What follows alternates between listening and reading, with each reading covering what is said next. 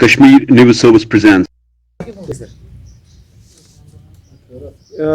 Important बन गया है। नंबर एक, दरबार मूव को बंद कर दिया गया है और बहुत से लोग यह तासुर दे रहे हैं कि यह बहुत ही अच्छा डिसीजन है। दरबार मूव को बंद करना कोई सही डिसीजन नहीं है, क्योंकि इससे आपने जो जम्मू और कश्मीर के लोगों की आपस में जो एक कल्चरल बॉन्डिंग थी, उस कल्चरल बॉन्डिंग को आपने जो हजारों साल से चली आ रही थी उसको आपने बंद कर दिया। जम्मू और कश्मीर की इकोनॉमी आपस में इंटरडिपेंडेंट है।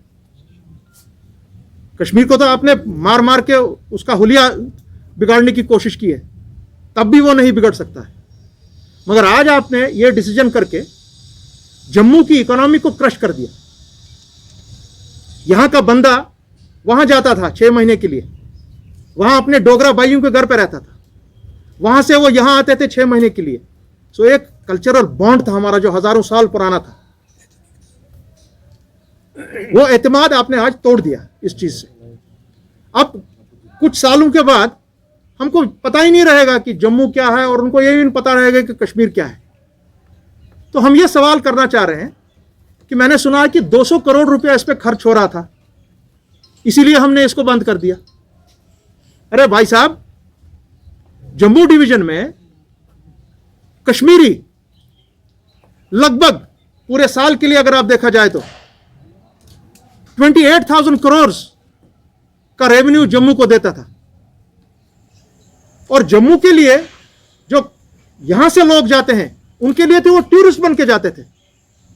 लाखों की तादाद में लोग जाते थे, सरकारी मुलाजमीन के साथ साथ उनकी फैमिलीज, उनके दोस्त, उनके अहबाब, और वो वहां अलग अलग जगहों पर रहते थे। हिंदू के साथ रहते थे, सरदारों के साथ रहते थे, बौद्धों के साथ, क्रिश्चियन के साथ रहते थे। सो आपस में एक कल्चरल बॉन्डिंग होती थी हमारी, मुसलमान की, हिंदू की, डोगरे की।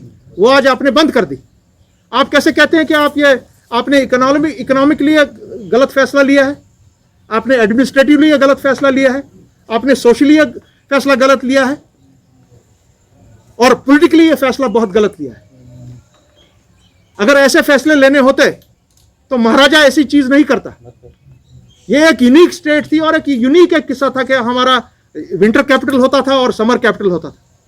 उसके बाद शेरी कश्मीर की सरकार आई, बाकी सरकारें आई, यहां तक की सरकार आई, किसी सरकार ने दरबार मूव को कैंसिल नहीं किया। क्यों नहीं किया?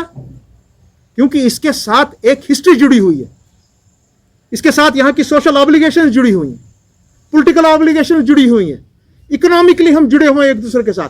आज आप देखेंगे कि जम्मू में बहुत हाहाकार मचाई है वहां के ट्रेडर्स ने, वहां के दुकानदारों ने, वहां के बाकी लोगों ने कि भैया ये फैसला हमारे लिए नाकाबिल कबूल है, ये गलत फैसला है। इसलिए हम अवामी नेशनल कॉन्फ्रेंस की तरफ से पुरजोर अपील करते हैं प्राइम मिनिस्टर ऑफ इंडिया को कि ये जो ड्रैकोनियन लॉ आपने यहां पर 5000 साल जो हमारी सकाफत है, हमारा कल्चर है, हमारी आइडेंटिटी है, उसको तोड़ने के लिए आपने आज ये किया है।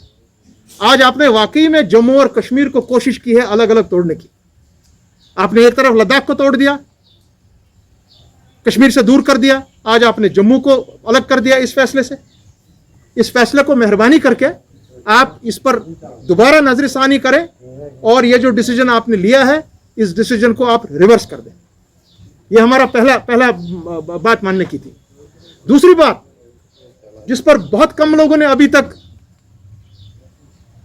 अपनी राय दी है, कुछ ही दिनों पहले एलजी गवर्नमेंट की तरफ से एक ऑर्डर आया है कि जब भी हमारे किसी बच्चे या बच्ची को नौकरी के लिए अप्लाई करना पड़ रहा है, नौकरी के लिए वो अप्लाई करते हैं, तो उनको अपना पूरा शजरे नसर देना पड़ेगा।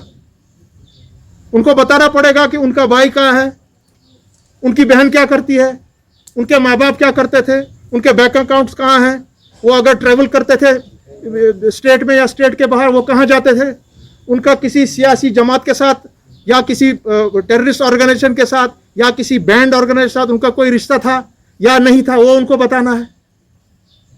ऐसी सब चीजें हमारा ये पूछना है माननीय प्रधानमंत्री से कि अवामी नेशनल कॉन्फ्रेंस आपको ये सवाल पूछती है सर कि ये सिर्फ जम्मू कश्मीर में आपको क्यों करना पड़ रहा है, आपको ऐसे फैसले क्यों करने पड़ रहे हैं, व्हाट इज द रीजन। किसी मुल्क में किसी जगह पर आप किसी बच्चे या बच्ची से नहीं पूछते हैं कि तुमने ट्रैवल कहाँ किया है, तुम्हारा बाप क्या करता है, तुम्हारा भाई क्या करता है। हो सकता है मेरा भाई एक मर्डरर हो, अगर मेरा भाई एक कातिल है तो क्या मतलब है कि मैं नौकरी से दस्तबरदार हो जाता हूं, मुझे कोई हक नहीं है नौकरी के लिए अप्लाई करना। भाई if he is a murderer that is his problem. If my father is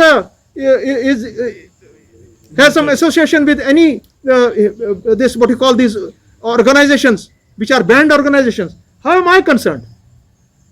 इस चीज के बारे में आवाज उठानी है।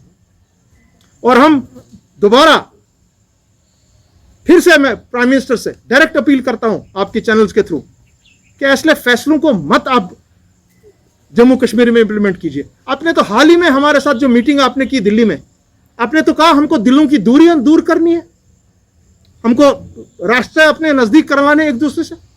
तो क्या जो आपने ये डिसीजन दो लिए हैं कि बच्चे को अपना पूरा शजर नसर देना पड़ेगा आपके सामने, तो क्या ये दूरी आपकी बढ़ेगी या घटेगी? इससे दूरियां और बढ़ेंगी। आपने जम्मू और कश्मीर को आज अलग कर दिया कि भाई मैं सेक्रेटेरिएट अब बंद कर दूंगा, यानी कि कश्मीरी यहाँ आपको जाने की जरूरत ही नहीं है, जम्मू के डोगरे को यहाँ आने की जरूरत ही नहीं है। तो इन फैसलों से आप जम्मू और कश्मीर के लोगों को दिल्ली से नहीं मिला रहे हैं, आप उनको दूर कर रहे हैं। ये दो मेन मुद्दे थे आज जो हमने सोचा कि नहीं, क्योंकि कोई बात नहीं कर रहा है इस बारे में, तो हमारा फर्ज अवलीन ये है कि हम पूरे पब्लिक को हमारी स्टेट में पूरे मुल्क में ये उनको बावर कर दें कि ये ऐसे फैसले जात लेना सही नहीं। Thanks for watching Kashmir News Service.